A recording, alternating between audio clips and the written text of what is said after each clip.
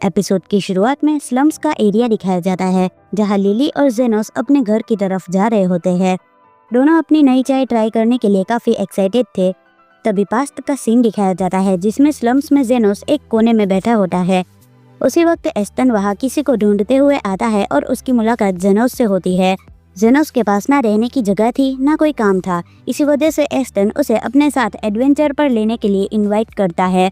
जेनोस कहता है कि स्लम से निकलकर कोई भी एडवेंचर पर नहीं जा सकता। ये सुनकर एस्टन बताता है कि ये बात अक्सर सच होती है, पर अगर तुम्हारे पास स्किल है तो तुम कुछ भी कर सकते हो। फिर वो पूछता है कि तुम्हें कोई स्किल आती है। जेनोस जवाब देता है उसे थोड़ी बहुत हीलिंग मैजिक आती है। ये सुनकर एस्टन हंसने लगता है क्योंकि एक गरीब लड़का जो एजुकेशन भी अफोर्ड नहीं कर सकता, वो हीलिंग कैसे जानता है। ये सुनकर उसे अजीब लगता है। इसके बाद एस्टन उसे अपनी टीम में शामिल कर लेता है। फिर हमें दिखाया जाता है कि वो दोनों एक वुल्फ जैसे मॉन्स्टर के सामने खड़े होते हैं जहां एस्टन इंजर्ड हो जाता है, पर जेनोस उसे आसानी से हील कर देता है। लेकिन एस्टन इस बात को नोटिस नहीं करता। उस वुल्फ को मारने के बाद भी वो यही सोचता है कि जेनोस कितना यूजलेस है और कुछ ही टाइम बाद वो उसे टीम से निकाल देता है। सीन कट होता है और प्रेजेंट टाइम दिखाया जाता है जहां एस्टन और उसकी टीम एक मिशन पर आए होते हैं पॉइंट्स और पैसे कमाने के लिए। लेकिन टीम के कुछ लोग अभी भी नशे में थे। वो बड़े बड़े दावे कर रहे थे कि कैसे पिछली रात जब उनके ग्रुप का नाम लोगों को पता चला था तब वेट्रेसेस कितनी इम्प्रेस हो गई थी। एस्टन भी कहता है कि उनका ग्रुप कई मैजिकल बीस्ट को बिना किसी स्क्रैच के आसानी से मार सकता है। तभी कुछ फ्लेमिंग वुल्फ उनके सामने आ जाते हैं। एस्टन ये देखकर काफ़ी एक्साइटेड हो जाता है क्योंकि उन्हें मारकर वो अपने लॉर्ड को इम्प्रेस कर सकते हैं। टीम का एक बंदा तुरंत डिफेंसिव मैजिक का यूज़ करता है। एस्टन भी उस मॉन्स्टर के फायरबॉल अटैक को डॉज कर लेता है, लेकिन अगला हमला वो डॉज नहीं कर पाता और उसका हाथ इंजर्ड हो जाता है। उसी मोमेंट पर उनका एक और टीममेट उस मैजिकल बीस्ट के अटैक से बुरी तरह घायल हो जाता है। इवन डिफेंसिव मैजिक भी असर नहीं कर रहा था, जिसकी वजह से एस्टन को चोट लग जाती है। आखिर में इनके पास और कोई ऑप्शन नहीं बचा था तो उन्हें वहाँ से रिट्रीट करना पड़ता है। एस्टन कहता है कि वो तो सिर्फ B+ रैंक के मॉन्स्टर थे, फिर हम लोग इतनी मुश्किल में क्यों पड़ रहे हैं। फिर वो लोग डिसाइड करते हैं कि उन्हें किसी हीलर को हायर करना चाहिए क्योंकि जेनोस भी एक हीलर था। इसके बाद 10 दिन बाद का सीन दिखाया जाता है जहां वो लोग एक नए हीलर के साथ वापस आते हैं। इस बार वो बंदा जो पिछली बार इंजर्ड हुआ था उन्हें साथ नहीं लाए थे। वो हीलर लड़की उनसे कहती है कि मुझसे ज़्यादा कुछ एक्सपेक्ट मत करना क्योंकि मैं कैपिटल की एक नॉर्मल हीलर हूँ और संयोग से मेरे पास एडवेंचरिंग का लाइसेंस है। वो ये भी पूछती है कि मेरे जैसे मिड रैंक हीलर की तुम लोगों को क्यों ज़रूरत पड़ी, लेकिन एस्टर उसे कुछ भी बताता नहीं है। इस दौरान एस्टन के मन में चल रहा था कि कैसे उसे फायरफॉक्स को मारकर उसके बालों से स्कार्फ बनाना है और उसे अपने लॉर्ड को गिफ्ट देना है क्योंकि ये उसके लिए अपर कास्ट बनने का एक अच्छा मौका हो सकता है। केव में घुसते ही फायरफॉक्स दोबारा उन पर हमला कर देते हैं और इस बार एस्टन पूरी तैयारी से साथ आया था। लेकिन अनफॉर्चुनेटली उनकी किस्मत इतनी भी अच्छी नहीं थी क्योंकि एक फायरबॉल अटैक की वजह से उनका एक मेज काफ़ी क्रिटिकल कंडीशन में पहुंच चुका था। यहाँ तक कि एस्टन भी उन फायरफॉक्स पर अटैक नहीं कर पा रहा था। तभी हीलर बताती है कि इस बंदे की हालत वाकई में काफ़ी सीरियस है और उन्हें जितना हो सके वहाँ से बाहर निकलना पड़ेगा क्योंकि अगर सही टाइम पर ट्रीटमेंट नहीं मिला तो इसकी जान भी जा सकती है। ये सुनकर एस्टन काफ़ी गुस्से में आ जाता है क्योंकि उसका मिशन बार बार फेल हो रहा था। बाहर निकलने के बाद वो डिफेंस कास्टर पर चिल्लाने लग जाता है और उसका डिफेंस मैजिक तो काम ही नहीं कर रहा था। लेकिन हीलर बताती है कि डिफेंस मैजिक तो एक्टिवेटेड था, अगर वो नहीं होता तो ये बंदा कब का मर चुका होता। एस्टन कहता है कि इस बंदे को फ़ौरन हील करो, लेकिन हीलर जवाब देती है कि उससे जितना हो सके उसने किया पर अब कुछ नहीं कर सकते। यहाँ तक कि अगर कोई अपर रैंक हीलर भी होता तो वो इससे ज़्यादा कुछ नहीं कर पाता और अगर इससे बेहतर रिजल्ट चाहिए तो तुम्हें कोई एलिट नहीं सेंट लेवल का हीलर हायर करना चाहिए। ये सुनकर एस्टन पूरी तरीके से शॉक हो जाता है क्योंकि जब से उसने जेनोस को टीम से निकाला है तब से उनकी टीम पर लगातार मुसीबतें आती रही है। एस्टन पूछता है कि क्या कोई ऐसा चांस हो सकता है कि कोई बंदा एलिट या सेंट लेवल का हीलिंग मैजिक यूज़ कर सके, वो भी बिना किसी मैजिक स्कूल में गए हुए। ये सुनकर हीलर लड़की कुछ पल के लिए कंफ्यूज हो जाती है। उसे समझ नहीं आता कि एस्टन आखिर कहना क्या चाह रहा है। दूसरी तरफ एस्टन के मन में अब कंफ्यूजन और गिल्ट दोनों था, क्योंकि जेनोस उसके लिए बस एक स्लेव जैसा ही था और अब उसे लग रहा था कि शायद उसने बहुत बड़ी गलती कर दी है। इसके बाद सीन कट होता है और दिखाया जाता है कि एस्टन को उसके लॉर्ड की तरफ से एक लेटर मिलता है। उस लेटर में साफ साफ लिखा होता है कि वो लॉर्ड अब उससे दोबारा कांटेक्ट नहीं करेगा, क्योंकि उसने अब उसकी ड्यूटी पूरी नहीं की है। एस्टन घबराकर तुरंत उस लॉर्ड के बटलर के साथ रिक्वेस्ट करने लग जाता है एक और चांस देने के लिए, लेकिन बटलर उसे बोलता है कि एस्टन की वजह से उसके लॉर्ड को अपनी ही बेटी के सामने शर्मिंदा होना पड़ा, क्योंकि वो स्कार्फ जो उन्हें गिफ्ट करना चाहते थे उसका बर्थडे तो पहले ही निकल चुका है। अब एस्टन पूरी तरीके से झुक जाता है। वो रिक्वेस्ट करता है, माफ़ी मांगता है, यहाँ तक कि बहाना भी बनाता है कि उसकी टीम का एक सदस्य धोखेबाज निकला और इसी वजह से मिशन फेल हुआ। जिसके बाद फाइनली एस्टन को एक और चांस मिल जाता है और उसी वक्त वो खुद से ये डिक्लेयर करता है कि अब वो अपनी स्लेव यानी जेनोस को वापस लेने वाला है।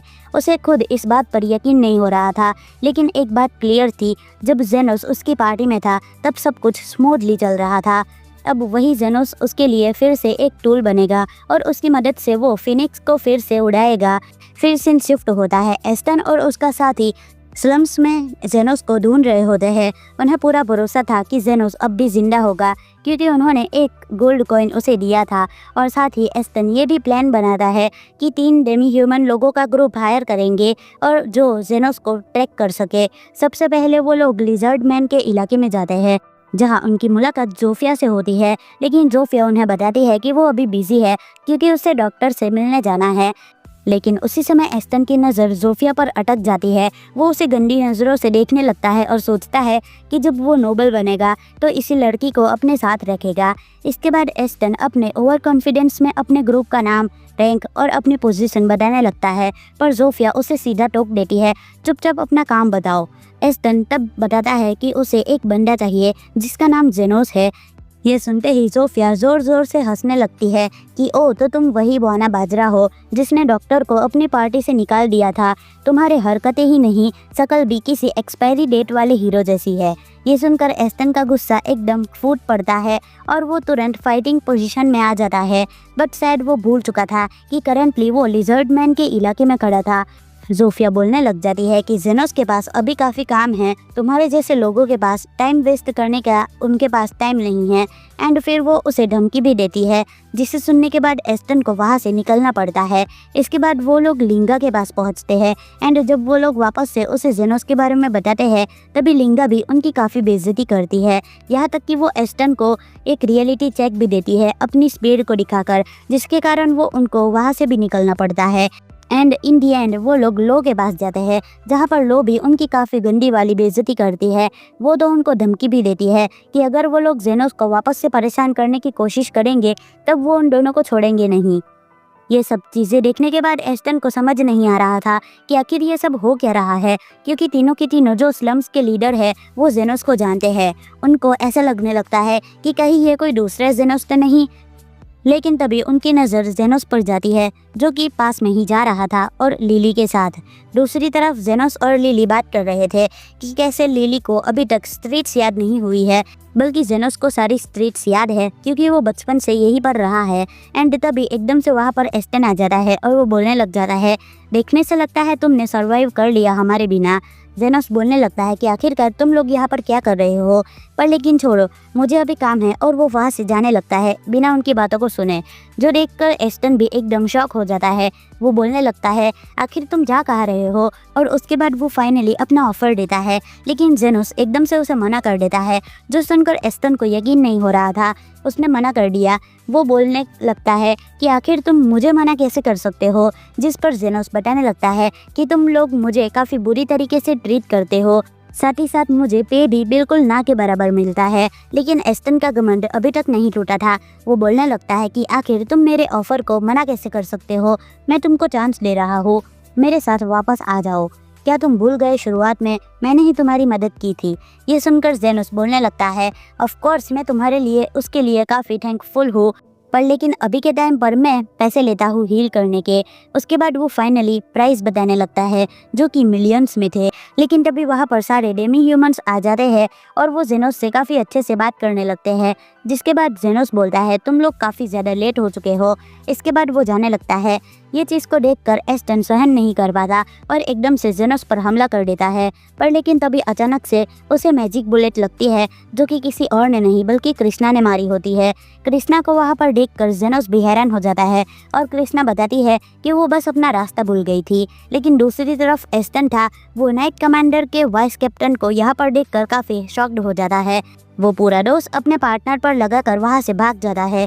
इसके बाद हमें दिखाया जाता है कि पूरी पार्टी जेनोस के घर में होती है जहाँ पर वो लोग एस्टन के बारे में बात कर रहे थे। और क्योंकि उनको उस बंदे पर शक था, इस वजह से उन्होंने उसके पीछे कुछ लोग भी लगा दिए थे, क्योंकि हो सकता है कि वो कुछ इलीगल टास्क के लिए गिल्ड को हायर कर सकता है। जिसे सुनकर जेनोस बोलने लगता है कि ऐसा नहीं होने वाला, क्योंकि उन लोगों को हायर करने के लिए काफ़ी ज़्यादा पैसे लगते हैं, स्पेशली अंडरग्राउंड गिल्ड्स को हायर करने के लिए। और उस बंदे की करंट कंडीशन से ऐसा कभी नहीं लगता कि वो उन्हें हायर कर भी पाएगा। लेकिन जोफिया एक ऐसे बंदे के बारे में बताती है जो कि सर्टेन कंडीशन में बिना पैसे के भी ये सब काम कर देता है। इसके बाद सीन शिफ्ट होता है और हमें दिखाया जाता है कि सभी लोग निकल चुके थे और लिली जेनोस की चिंता करने लग जाती है, क्योंकि जेनोस अभी सोया नहीं था। लेकिन उसके बाद जेनोस को सुलाने के चक्कर में लिली खुद ही सो जाती है और लिली को सुलाने के बाद जेनोस कार्मिला के साथ बात करने लगता है। जेनोस बताते हैं कि वैसे वो पुराने टाइम्स के बारे में सोच रहा था, जो सुनकर कार्मिला पूछने लगती है आखिर तुमने हीलिंग मैजिक सीखी कैसे। उस पर जेनोस बताता है कि वो एक डेड बॉडी को रिवाइव करने की कोशिश कर रहा था, पर लेकिन उसका काफ़ी भयानक रिजल्ट हुआ। जो सुनकर कार्मिला सीरियस हो जाती है और बताती है कि ये एक फॉरबिडन सॉर्सरी है, जिस पर जेनोस कहता है उसको इसके बारे में कुछ भी नॉलेज नहीं है, वो बस उसका टीचर है, उसने उसको जो टास्क दिया था वो कर रहा था।